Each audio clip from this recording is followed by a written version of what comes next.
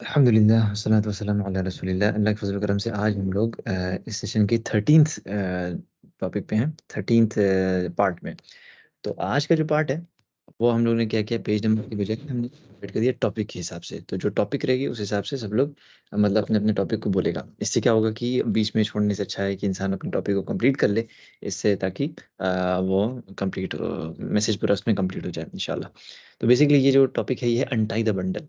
Untie the bundle जो है इसको ऐसे समझ लें, क्या इसमें शेख बता रहे हैं, लिखा हुआ है कि समरी में यही बात कह रहे हैं ये कि देखें, अगर कि मतलब जैसे अगर लोग हैं, कुछ लोग जमा हैं, वो ज़्यादा से लोग हैं, ठीक है? वो लोग सब लोग किसी एरर पे हैं, किसी इश्यू में हैं, ठीक है?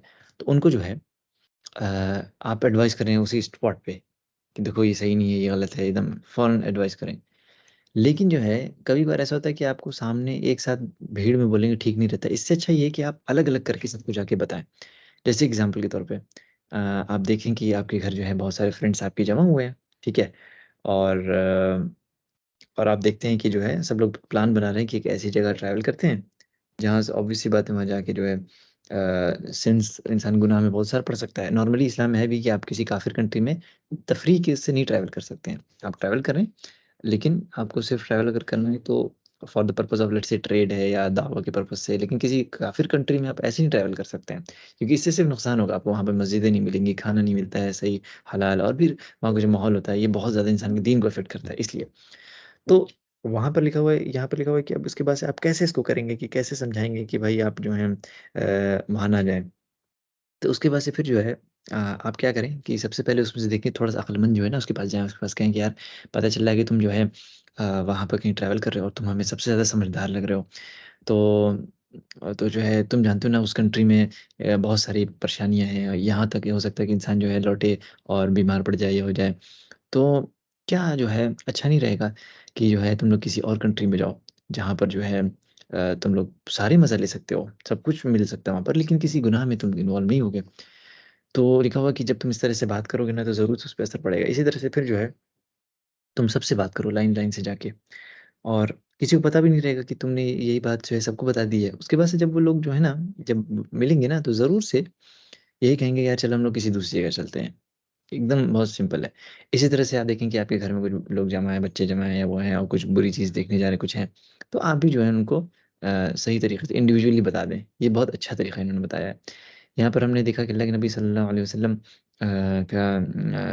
की जो ज़िंदगी में एक एक जो किस्सा हुआ था, इसमें ये हुआ था ना कि अल्लाह के नबी सल्लल्लाहु अलैहि वसल्लम और पूरे जो कबीला था तो वो यानी बनी हाशिम जो था, उनको उनका बॉयकॉट कर दिया गया था। 3 साल तक के बॉयकॉट चला, जिसके दौरान मतलब बताते हैं उस वक़्त जो है जैसे लिखा हुआ है कंपेनियंस जो हैं पत्तियाँ खाते थे, पत्तियाँ खाते थे। और एक एक से एक जो है लिखा हुआ है कि स्टोरी की एक एक शख्स साहब भी थे, उनको तो एक कैमल स्किन मिली। यानी कि ऊँट की खाल, उसको उन्होंने लिया, उसको धोया, उसको फिर रोस्ट करके उसी को 3 दिन तक खाते रहे। मतलब आज हकीकत मानों में हम जो फ़िलिस्तीन में देख रहे हैं जो चीज़ों को, बहुत इंसान का दिल वो होता है, ऑब्वियस सी बात है, बहुत बड़ी आज़माइश है, अल्लाह ताला उनकी आज़माइश को दूर करे। लेकिन हम देखें कि अल्लाह के नबी सल्लल्लाहु अलैहि वसल्लम जो कि सबसे खैरुल बशर है, सबसे अल्लाह के उनसे बेहतरीन कोई ना तो हुआ, ना तो होगा। एकदम एकदम क्लियर कट बात है ये। उनका मकाम सबसे ऊँचा है बशर में, यानी तमाम इंसानियत में। हम देखते हैं कि उनके ऊपर ऐसी तकलीफ थी कि 3 साल तक ये चलता रहा। इतना बॉयकॉट था कि जैसे हम पढ़ सकते हैं यहाँ पर लोग पत्ती खाने पे मजबूर थे और वो खाने पे ऊँट की मतलब वो खाल। तो इसके बाद से जब बहुत वक़्त जब बीत गया, उसके बाद से फिर जो है अल्लाह के नबी सल्लल्लाहु अलैहि वसल्लम ने अपने चचा से अबू तालिब से कहा कि देखिए अंकल, अल्लाह ताला ने एक जिस पेपर पे लिखा हुआ था ये बात ना कि जो है मतलब बॉयकॉट करना है, अल्लाह ताला ने एक कीड़ा भेजा है।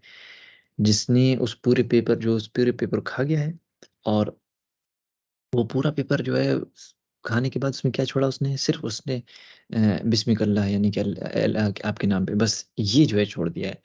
उसके बाद से फिर जो है अबू तालिब ने पूछा कि क्या आपके रब ने आपको ये बताया? तब अल्लाह के नबी सल्लल्लाहु अलैहि वसल्लम कहते हैं हाँ। उसके बाद से फिर जो है अबू तालिब जाते हैं कुरैश को बता देते हैं।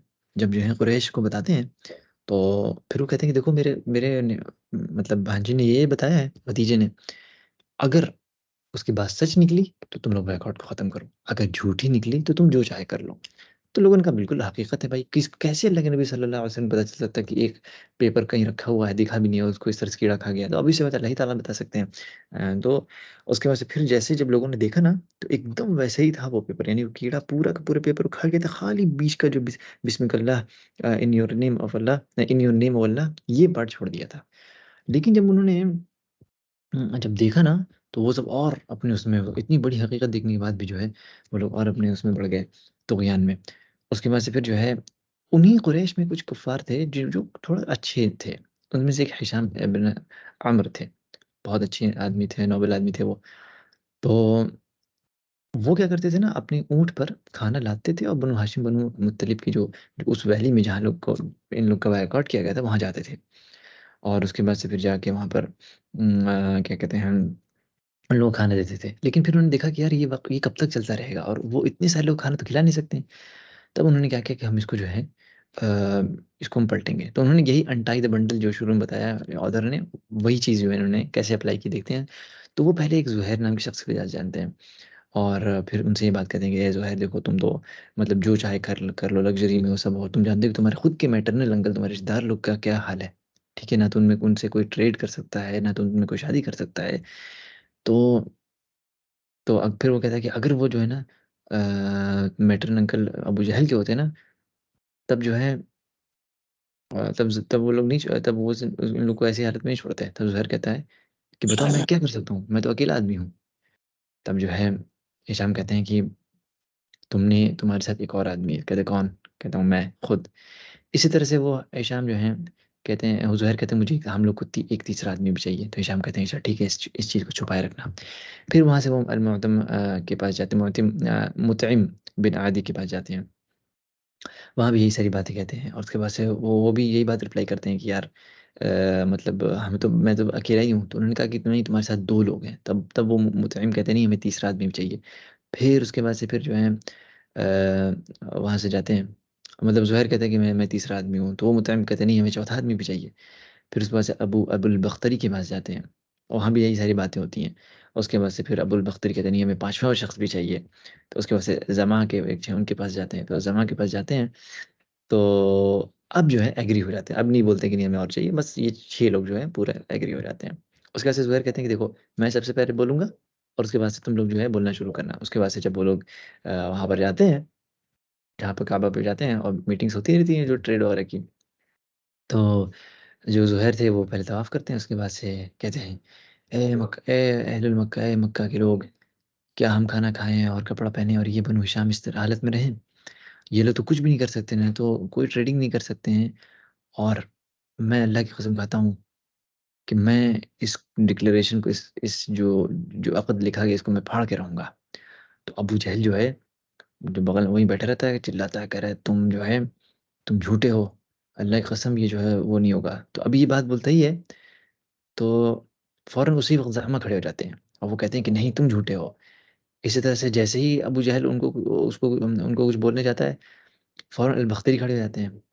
इसी तरह अल-बख्तरी के पास जब अबू जहल टहलता है, मुड़ता है बोलने के लिए, तो मुतइम खड़े हो जाते हैं। फिर इसी तरह अल-हिशाम हो जाते हैं। अब अबू जहल बहुत सरप्राइज़ हो जाता है। अब क्या करता है? भाई 6 लोग जो हैं, एक साथ खड़े हुए हैं। कहता है कि हाँ, ये सब इसका पूरा प्लानिंग हुई है, तुम लोग पहले इसकी प्लानिंग वगैरह। और उसके बाद से फिर जो है, वहाँ पर ये अल-मुतइम जाते हैं काबा के पास, और इस डिक्लेरेशन को जब जाते हैं, फाड़ने जाते हैं, तब देखते हैं कि नहीं, यहाँ इसमें तो सिर्फ़ और सिर्फ़ एक ही टुकड़ा ही बचा है, जिसमें लिखा हुआ है बिस्मिका अल्लाह। तो ये थी स्टोरी। तो ये लिखा हुआ है कि जो डॉक्टर एक्सपीरियंस्ड होता है ना, वो बदन का दर्द जो है ना अपने हाथ से महसूस कर लेता है, ठीक है? और फिर उसके बाद से जहाँ ज़रूरत पड़ती है ना, वहीं इंजेक्शन लगाता है। ये बात लिखी हुई है। तो इंशाल्लाह यहाँ तक मेरा सेशन कंप्लीट होता है, और हम अपना स्क्रीन शेयरिंग ऑफ करते हैं। फिर काशिफ़ इंशाल्लाह यहाँ से कंटिन्यू करेगा अपनी नेक्स्ट टॉपिक के साथ। बारकल्लाहु फ़ीक।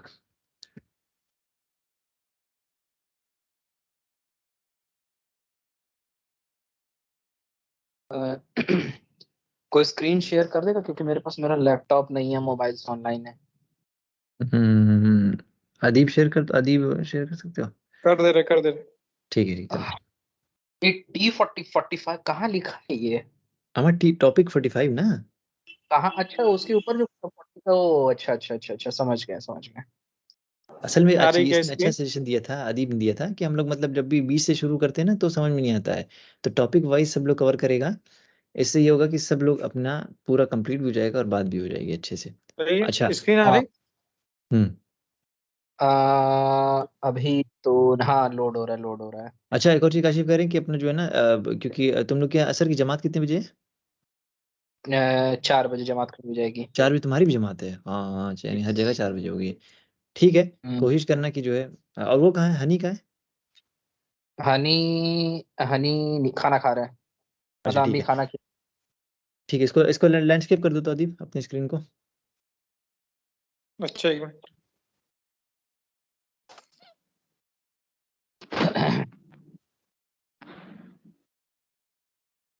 कोशिश करना तुम और अदीब जो है मतलब कम से कम असर से पहले ही कंप्लीट हो जाए इंशाल्लाह, पेज नंबर ताकि कितना है ज़्यादा काशिफ जमात भाई? नहीं होगी। पेज नंबर है 316।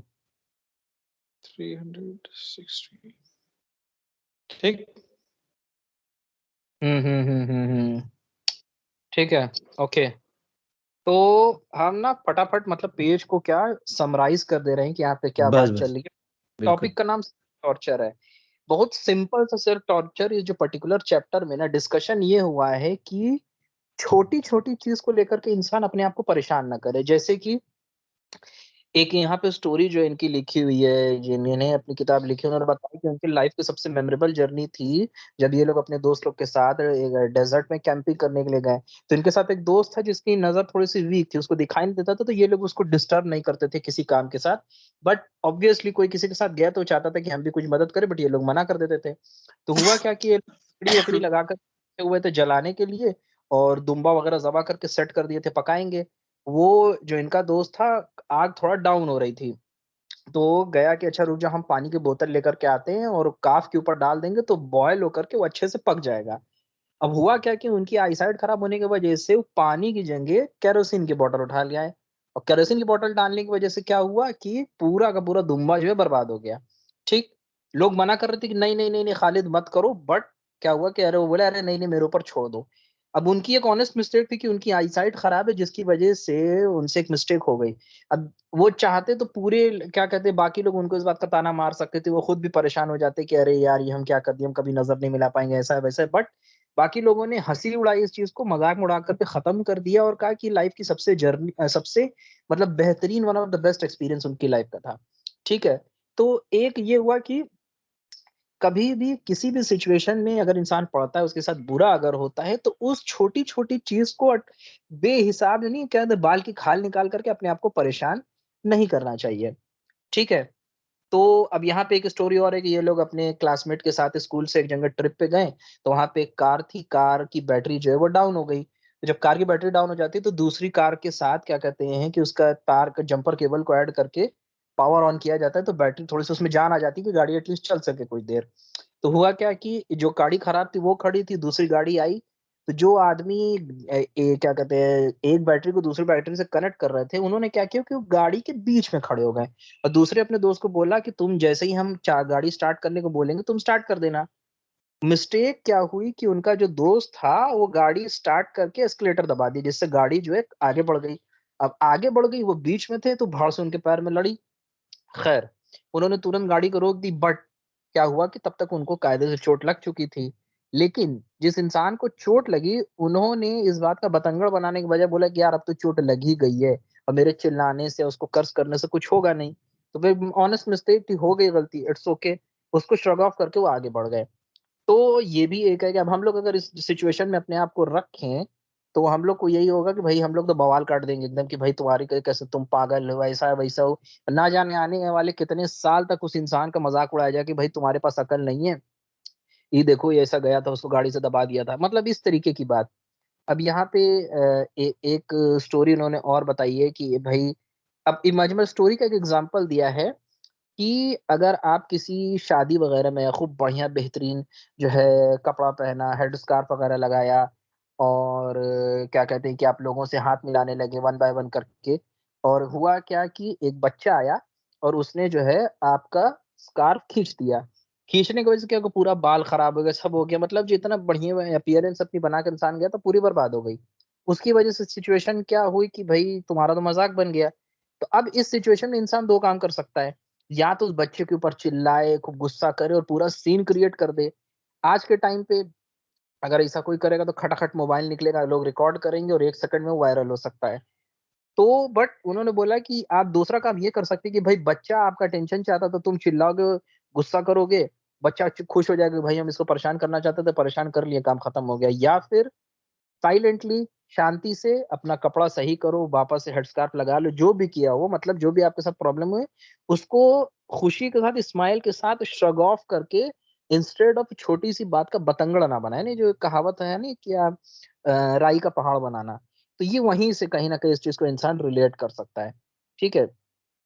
अ अ, हाँ, ये भी है कि हाँ, को अगर अच्छा-सा कपड़ा पहन कर के इंसान कहीं सड़क पर से जा रहा है, भई बारिश का मौसम है और गड्ढा है, उसमें पानी है। अक्सर ऐसा होता है कि लोग कार जो है कार या गाड़ी लेकर के जाते हैं, उड़ाते हुए जो आपके ऊपर कपड़ा गंदा करके चले जाएँगे। इस सिचुएशन में भी इंसान को गुस्सा आ सकता है, तो क्या करेगा? चिल्लाएगा, गुस्सा करेगा, लेकिन जो गाड़ी चलाने वाला थोड़ा-सा निकल गया, उसको कोई फ़र्क पड़ने वाला नहीं, गाड़ी क्योंकि ऑलरेडी जा चुकी है। तो अब क्या कहते हैं कि इस तरीके के मोमेंट अल्लाह के रसूल सल्लल्लाहु अलैहि वसल्लम की लाइफ में भी आए, बट आपने कैसे ट्रीट किया? इसका सबसे बड़ा एग्ज़ाम्पल ताइफ की जो इंसिडेंट हुआ था, जब ना कि हज़रत आयशा ने पूछा कि आपकी लाइफ का सबसे डिफिकल्ट टाइम तो उहुद का रहा होगा। तो आप कुछ देर खामोश हो, फिर आपने कहा कि मेरी लाइफ का सबसे मुश्किल वक़्त था जब तुम्हारे लोगों ने मुझे तकलीफ पहुँचाई, और वो क्या था? ताइफ का। तो ताइफ के वाक़ये के बारे में आई थिंक यहाँ पे सब लोग फ़ैमिलियर है कि 3 अभी इसी बुक में हम लोगों ने इसके पहले पढ़ा था। तो हम पूरा वाक़या दोबारा एक्सप्लेन नहीं करेंगे, बट अगर just imagine for a second कि अगर इस ताइफ के इंसिडेंट का अगर 2% भी हम लोग के साथ होता तो हम लोग शायद अपना दिमाग गँवा बैठते, पागल हो जाते। बट हर हालत में अल्लाह के रसूल सल्लल्लाहु अलैहि वसल्लम ने सिचुएशन में सब्र करना सिखाया है और मुस्कुराते उस प्रॉब्लम से डील करने का तरीका सिखाया है, ठीक है? तो यही सब तरीका है जो हम लोग को अपनी लाइफ में इम्प्लीमेंट करना है, सीखना है और प्रैक्टिस करना है और आगे भी बताना है, ठीक है? उसके बाद हाँ, यहाँ पे इस पर्टिकुलर जो है ना सेल्फ टॉर्चर वाले में यही सारी क्या कहते हैं स्टोरी थी और कुछ एग्ज़ाम्पल थे जो हमें समझना चाहिए। उसामा 46 हनी वाला भी हमें कवर करना है? अरे ये कह रहे हैं देखो हनी नहीं आया है, तो तुम्हें ही कवर करना पड़ेगा। हम कर देखो हम कर दे रहे हैं इंशाल्लाह, जल्दी ठीक है? क्योंकि जल्दी फिर करो, मौका नहीं अभी मिलेगा, कल हम बहुत तक ज़्यादा हैं। सही, जल्दी से कर दो। हाँ, ठीक। हाँ, अब यहाँ पे जो है ना जो है कि प्रॉब्लम विथ नो सॉल्यूशन। कभी-कभी हम लोग की लाइफ में अक्सर ऐसी सिचुएशन होती है कि जहाँ पे इंसान के पास कोई सॉल्यूशन नहीं रहता। तो उसमें क्या करना चाहिए कि ऐसा नहीं कि how many times you have noticed driving by cars and there is often slapping the steering wheel saying oh it is always a boy या समथिंग, ठीक है? He is not repeating oh it's hot. मतलब अब गर्मी है बहुत ज़्यादा तो आप चिल्ला रहे, "अरे यार कितनी ज़्यादा गर्मी है।" अब अगर गर्मी है, तुम बाहर सड़क पे जा रहे हो अपने किसी काम से, उसका कोई सॉल्यूशन तो है नहीं। ज़ाहिर-सी बात है, घर में रहते तो मानता इंसान कि चलो पंखा चला लिया, एसी चला लिया, बट कार चला के कहीं जा रहे हो, लेट्स से बाइक से जा रहे हो, ऐसी सिचुएशन में तो कोई मतलब नहीं हुआ चिल्लाने का। तो क्या है ना कि you enjoy, yes enjoy, like be available allowing your difficult situation to impact behaviour at work with your children, colleague etcetera. What if then to deserve such punishment for problem which you played no part in nor able to provide solution.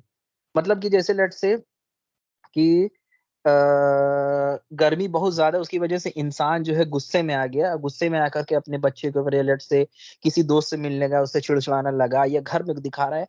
मतलब अगर कोई ऐसी situation है जिसका आपके पास कोई solution नहीं है, उसकी वजह से अपना मूड ऑफ करके अपने बाकी के जो आपके क्या कहते हैं दोस्त यार हैं, फैमिली हैं, उनके ऊपर अपना गुस्सा निकालने का कोई मतलब नहीं बना। भाई उन्होंने तो गर्मी नहीं ना बढ़ाई, या उनकी वजह से तो तुम्हारा क्या कहते हैं कि ट्रैफिक लाइट में तुम ज़्यादा देर फँस गए, तुम्हारी कोई डील मिस हो गया। भाई उनकी तो कोई गलती नहीं थी।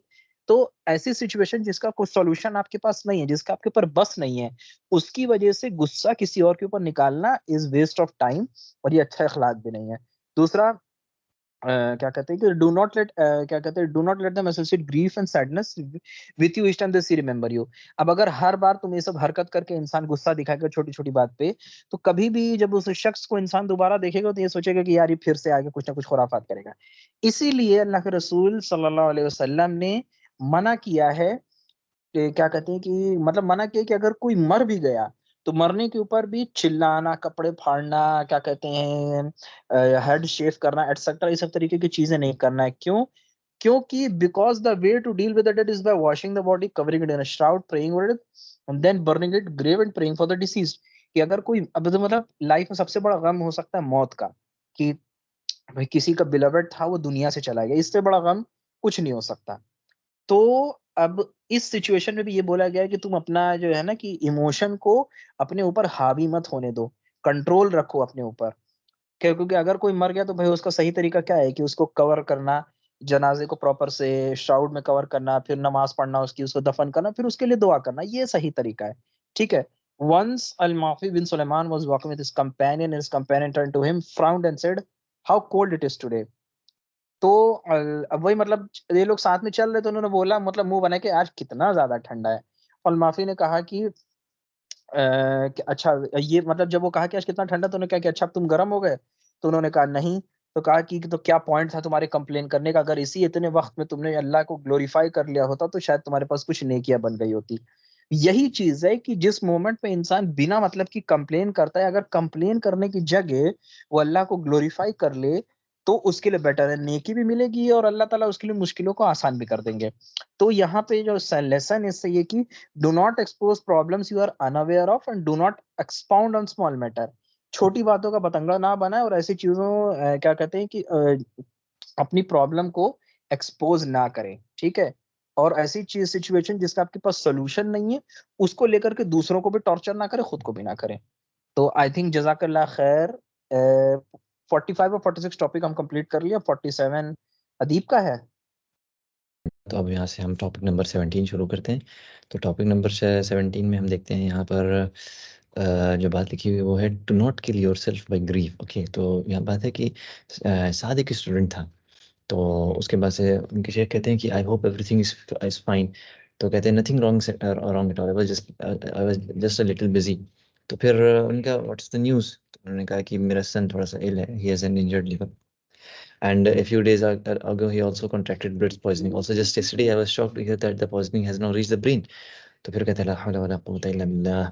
और फिर कहते हैं कि मैं उम्मीद करता हूँ कि वो तुम्हारा इंटरसेसर बने। ठीक है, क्योंकि जो छोटे बच्चे जब इंतकाल कर जाते हैं तो वो जो हैं क़यामत के दिन इंटरसेसर बनते हैं अपने माँ बाप के लिए। तो कहते हैं कि इंटरसेसर कैसे आप बात करें, मेरा बेटा तो बहुत वो यंग नहीं होता है, कहते हैं वो 17 साल का है। तब तो कहते हैं मैं दुआ करता हूँ कि अल्लाह ताला शिफा दे आपके बेटे को और उसके ब्रदर्स को अच्छा रखिए। उसके बाद से फिर जो है वो कहते हैं देखिए शेख, मेरा कोई इस कोई बच्चे का कोई और भाई नहीं है और मेरे मेरे पास और कोई बच्चे नहीं हैं। तो फिर मैंने जो है कहा कि देखो साद, अपने आप को ना गम से मारो मत, जो अल्लाह ताला ने लिख दिया वही होके रहेगा। फिर मैंने जो है उसको कंसोल किया, वहाँ से मैं चला गया। तो लिखा हुआ है कि देखिए, अगर आप ग्रीफ यानी गम में हमेशा अपने आप को मुब्तला रखेंगे ना, तो कभी इससे आपकी मुश्किलात दूर नहीं होंगी। तो ये बताते हैं कि एक बार ये मदीना नबविया गए, वहाँ पर खालिद से मुलाकात की। तो उन्होंने कहा कि व्हाट डू यू से if you visit doctor Abdullah. तो कहते क्यों, व्हाट्स द न्यूज़? कहते हैं बस कॉन्डोलेंस के लिए। क्यों भाई, ऐसी क्या बात है?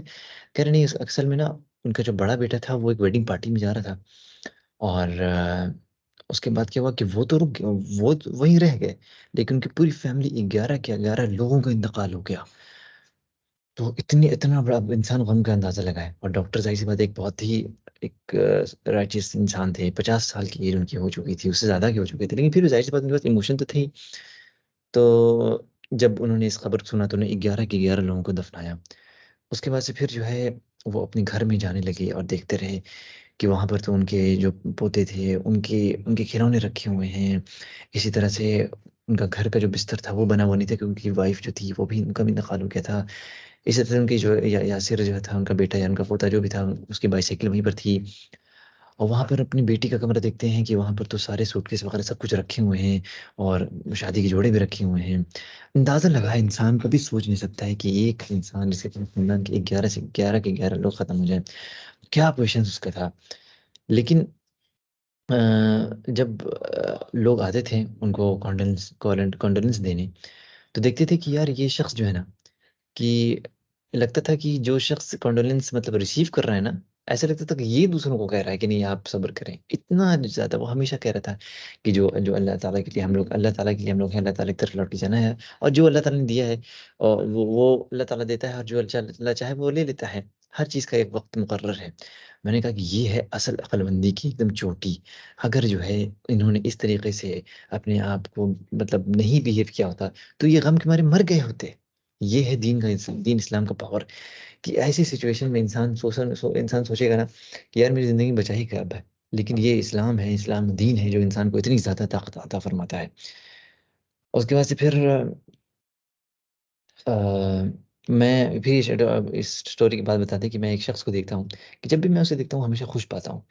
तो आप देखेंगे उनको बड़ा ताज्जुब होगा, और वो है बहुत ही मतलब एक छोटे से घर में रहता है, छोटा-सा उसका नौकरी है, गाड़ी बहुत पुरानी है, बच्चे बहुत ज़्यादा हैं, लेकिन हमेशा खुश रहता है, अपनी अपनी बीवी को मोहब्बत करता है। तो मतलब ये बिल्कुल सही बात है। आप देखें, अपने आप को गम से जो है ना मत मारें, और कभी भी फ्रीक्वेंटली कंप्लेन ना करें कि लोग आपसे ही थक जाएँ। कि जैसे अगर आपको आपके घर में बच्चे के साथ कुछ है तो आप बस कंप्लेन करें मेरा बेटे को ये है। अस्सलाम वालेकुम वरहमतुल्लाहि वबरकातुहू। बिस्मिल्लाहिर्रहमानिर्रहीम। तो यहाँ पे एक टॉपिक है कि B content with what has Allah appointed for you. उसी से कुछ ने जो अल्लाह ने आपको अता फरमाया है।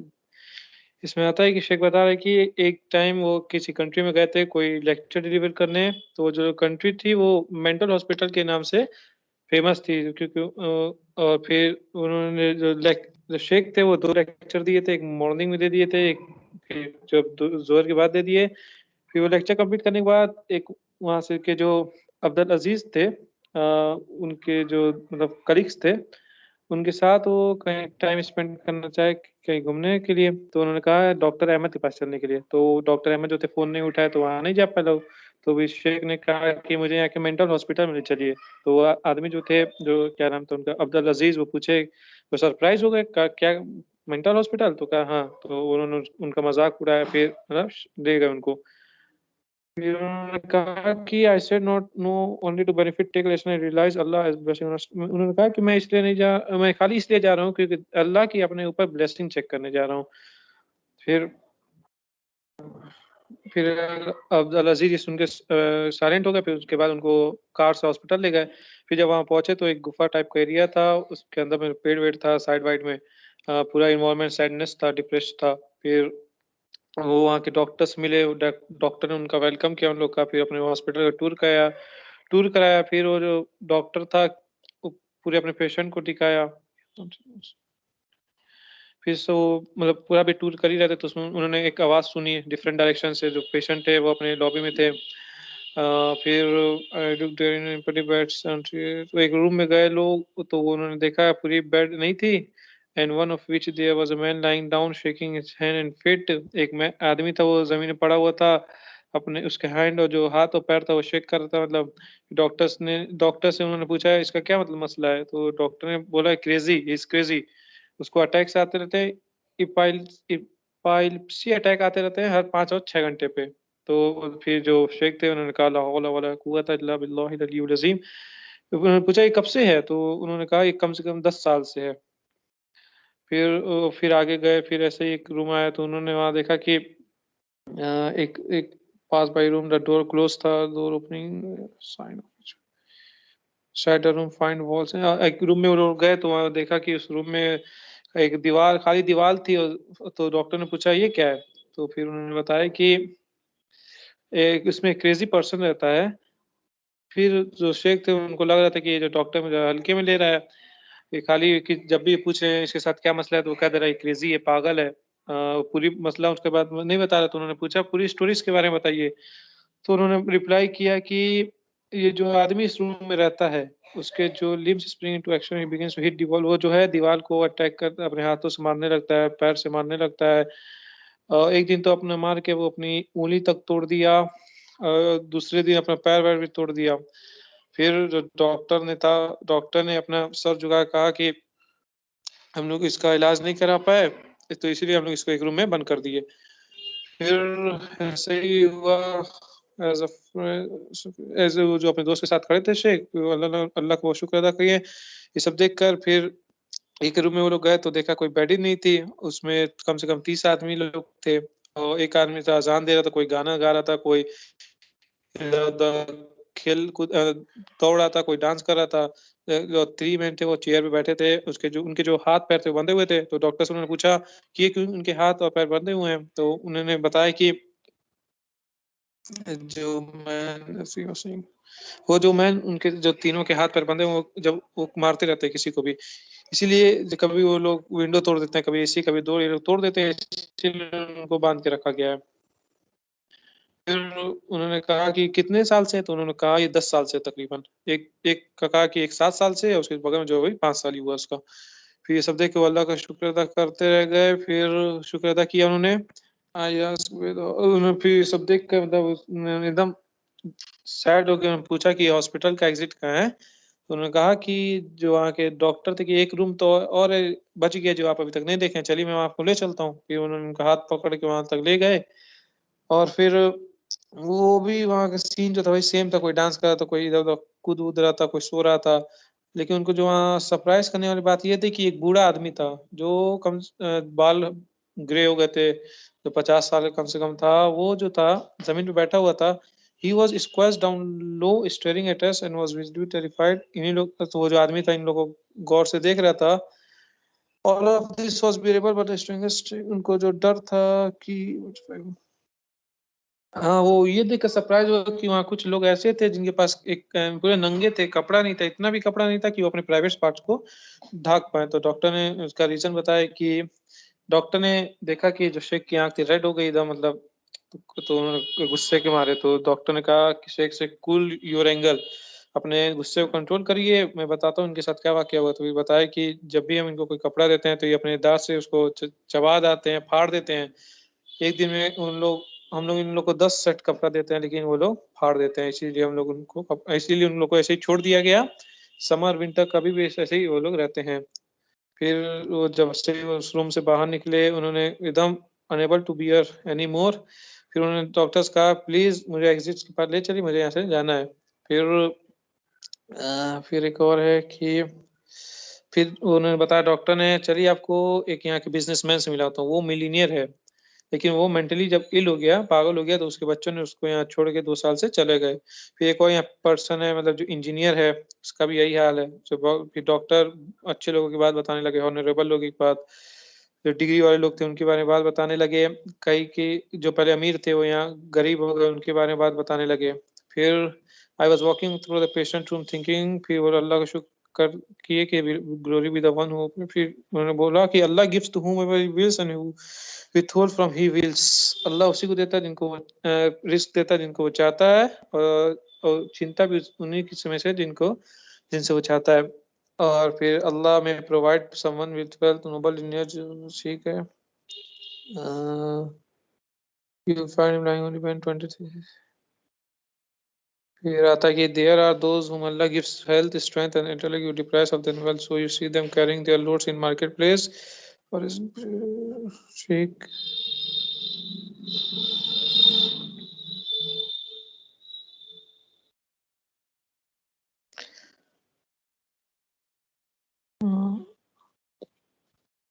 सामा भाई हेलो हेलो हाँ बोलो, क्या हुआ? हाँ बोलो। कह रहे हेलो, इसके बाद क्या का हुआ? रिकॉर्डिंग करके भेज देते हैं। ठीक है। फिर इसमें शेख बता रहे हैं कि अल्लाह किसी को अच्छे वेल से नवाजता है, किसी को अच्छे दीनियत से मतलब अच्छे स्टेटस से नवाजता है, मतलब अकल छोड़ के। फिर बोलते हैं you will find him the wealthiest, तुम उनको वेल्डियस्ट और स्ट्रॉन्गेस्ट पाओगे लेकिन वो मेंटल हॉस्पिटल में कैद मिलेंगे तुमको। फिर बता रहे कि अल्लाह में गिवन द पर्सन अच्छी लीनियस देता है, खूब सारा पैसा देता है, अच्छा अकल भी देता है, लेकिन उसको अच्छी हेल्थ नहीं मिल पाती है। देख he will lying on this bed for 20-30 years, 20-30 साल अपने बेड पे ही रह जाते हैं। हिज वेल्थ एंड लीनियस जो था उसका यूजलेस एकदम पड़ जाता है। देन दे आर दोज हुम अल्लाह गाइड्स हिज, फिर कुछ ऐसे भी हैं जिसको अल्लाह अच्छे हेल्थ से नवाजता है, अच्छे स्टोरेज अच्छे दिमाग से नवाजता है। इंस्टेड ऑफ वेल्थ को छोड़ के तुम फिर उनको देखते हो कि वो a poor person who keep watching between humble jobs and hardly earn enough to strip their hunger ठीक है। फिर इसमें बताते हैं कि इसमें बताया कि ऐसे ही अल्लाह किसी को कुछ चीज़ को नवाजता है, किसी को नहीं नवाजता। जैसे कि आज का तो माइंडसेट ही हो गया कि पैसा ही सब कुछ है, पैसा नहीं तो कुछ नहीं, लेकिन ऐसा नहीं है। अल्लाह किसी को अच्छे अलग अलग आज दुनिया में खुद ही देख सकते हैं कि कई मल्टीनियर बिलियनियर ट्रिलियनियर लोग हैं, उनके पास खूब पैसा है, खूब सब कुछ है, उसके बाद भी उनको सही से सुकून की नींद नहीं आने पाती है, एक्सेट्रा एक्सेट्रा। ऐसे कई एग्जांपल्स पड़े हैं दुनिया में। इसीलिए पैसा ही सब कुछ नहीं होता है। फिर है कि this is how Allah gives people something while dependent to others. ऐसे ही कुछ अल्लाह किसी से हर लोग को किसी किसी चीज़ से नवाजता है। He is the one who create you what he will see the people have no choice therein. फिर आता है कि hence it is be waiting for anyone counting. बता रहे हैं कि जब भी किसी कैलेमिटी से गुजरो तो अपने ऊपर अल्लाह का फेवर जो उसको याद करो, ना कि कैलेमिटी से जैसे तुम टेस्ट किए जा रहे हो। क्यों ना हो तुम्हारे वेल्थ में ही कैलेमिटी क्यों ना हो, ये अगर कोई वेल्थ में कैलेमिटी आती है तो इसका शुक्र अदा करो कि अल्लाह ने तुम्हें हेल्थ दी है। अगर दोनों में वेल्थ हेल्थ दोनों में कैलेमिटी आती है तो इसका शुक्र अदा करो कि अल्लाह ने तुमको अकल दी है। अगर सब में आती है तो इसका शुक्र करो कम से कम अल्लाह ने तुमको इस्लाम के थ्रू रखा है, इस्लाम पे चलने की तौफीक दी है। और अल्लाह के congratulation to you for living Islam and dying upon, इसका शुक्र अदा करो कि कम से कम इस्लाम के अकॉर्डिंग जी रहे हो, उसी पे मरना है तुमको। फिर तुम ताकि कम से कम तुम अल्हम्दुलिल्लाह कहने के तो लायक हो। फिर आता है कि ऐसा ही प्रॉफिट के कंपनियंस किया करते थे, मतलब प्लीज़ विद द मॉल। फिर आता है कि एक वाक़या है कि प्रॉफिट मोहम्मद सल्लल्लाहु अलैहि वसल्लम ने एक बार अमर बिन अब्बास को सीरिया भेजा, एक मतलब बैटल पे। जब वहाँ पहुँचे तो उन्होंने देखा कि जो एनिमी थे वो ग्रेट इन नंबर थी, बहुत ज़्यादा थी, तादाद में थी। फिर मैसेंजर ऑफ अल्लाह जो थे वो मैसेंजर ऑफ अल्लाह सल्लल्लाहु अलैहि वसल्लम को उन्होंने मैसेज भेजा कि रेनफोर्समेंट और फोर्स के लिए, क्योंकि यहाँ पे जो बताया कि यहाँ पे जो एनिमी है वो एनिमी जो हैं वो ज़्यादा ही तादाद में है, हम लोग कम हैं। तो फिर प्रॉफिट मोहम्मद सल्लल्लाहु अलैहि वसल्लम ने अबू उबैदा बिन अल जर्राह को भेजा, मतलब अपनी आर्मी के साथ। मुहाजिरीन की आर्मी थी, उसमें अबू बकर भी थे, उमर रज़ियल्लाहु अन्हु थे, मिकी मऊदा तो कमांडर, अबू उबैदा को कमांडर बनाया था। फिर प्रॉफिट सल्लल्लाहु अलैहि वसल्लम ने कहा, जैसे ही वो लोग डिस्पैच कर रहे थे, मतलब वहाँ से जा रहे थे बैटल के लिए, तो उन्होंने कहा कि जो तुम्हारे जो तुम लोग की आर्मी है, जो वहाँ पे ऑलरेडी आर्मी है, और तुम लोग में कोई फ़र्क नहीं है, तुम लोग एक हो। फिर अबू उबैदा जब वहाँ पहुँचे तो उन्होंने अमर बिन अब्बास से कहा कि who said to him you have come to this offer. जब वहाँ पे अबू उबैदा पहुँचे तो जब वो अमर बिन अब्बास के पास पहुँचे तो उन्होंने उनसे पूछा कि किसने कहा कि तुम मेरे कमांडर और हम तुम लोग की आर्मी है। अबू उबैदा ने कहा नो, ऐसा कुछ नहीं है। अबू उबैदा ने कहा नहीं, मैं अपनी पोजीशन का हूँ, तुम अपनी पोजीशन पर हो, मतलब कि मैं अपने आर्मी का कमांडर हूँ, तुम अपने आर्मी का कमांडर हो। कभी प्रॉफिट मोहम्मद सल्लल्लाहु अलैहि वसल्लम करे तुम लोगों में कोई फ़र्क नहीं, तुम लोग एक ही हो। फिर अबू उबैदा ने बताया नर मिजाज से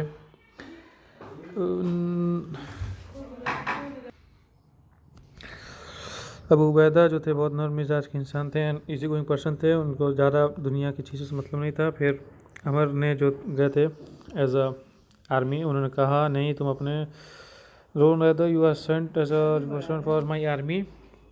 फिर अबू उबैदा ने कहा वो उमर जो मैसेंजर ऑफ अल्लाह सल्लल्लाहु अलैहि वसल्लम ने मुझसे कहा था कि हम दोनों में कोई डिफरेंस नहीं है, अगर तुम मुझे डिसऑबे करोगे तो मैं तुम्हें ऑबे करूँगा तुम्हारे। फिर रिस्पॉन्स अमर ने कहा इन दैट केस ठीक है, ऐसा ही केस है तो मैं तुम्हारा कमांडर हूँ और तुम मेरे अंडर में आर्मी रहोगे। तो अबू उबैदा ने सिंपल आदमी से कहा ठीक है चलो, ज़्यादा बहस करना पसंद नहीं था उनको। फिर एक जगह रुक के नमाज़ पढ़े लोग। फिर जब एक्सपीडिशन ख़त्म हो गया तो एक पहला इंसान जो मदीना वापस गया वो औफ बिन मलिक थे, मेरा पुलिस भी थे। फिर जब वो पहुंच गए तो प्रॉफिट सल्लल्लाहु अलैहि वसल्लम से मिलने गए। जब प्रॉफिट सल्लल्लाहु अलैहि वसल्लम पीस भी अपॉन हिम उनको देखा तो उन्होंने पूछा क्या हुआ, what will be happen there, what was happen there. तो उन्होंने बताया कि प्रॉफिट मोहम्मद सल्लल्लाहु अलैहि वसल्लम अपने पूरे एक्सपेडिशन के बारे में बताया, including what took place between Abu Ubaida और अमर बिन अल आस के बीच में जो हुआ उसको भी उन्होंने एक्सप्लेन किया। फिर प्रॉफिट सल्लल्लाहु अलैहि वसल्लम ने कहा मैं Allah mercy on Abu Ubaida bin al Jarrah. फिर आता है कि इंडीड में अल्लाह है mercy on Abu Ubaida bin al Jarrah. फिर एक थॉट है कि look at the brighter aspect of your life before looking at the dark side of and you will be surely be happy। मतलब अपनी ज़िंदगी में बुरी चीज़ों को देखने से पहले अपनी चीज़ों जो रोशन पहलू है ना, मतलब जो हैप्पीनेस वाली टाइम है, जो तुम्हारे ऊपर अल्लाह की ब्लेसिंग, उसको देखो, फिर तुम उससे श्योरली हैप्पी रहोगे, खुश रहोगे। जज़ाकल्लाह खैर। अस्सलाम। फिर आगे का जो नेक्स्ट टॉपिक है वो इंशाल्लाह नेक्स्ट सेशन में कंप्लीट होगा। अस्सलामु अलैकुम वरहमतुल्लाहि वबरकातुहू।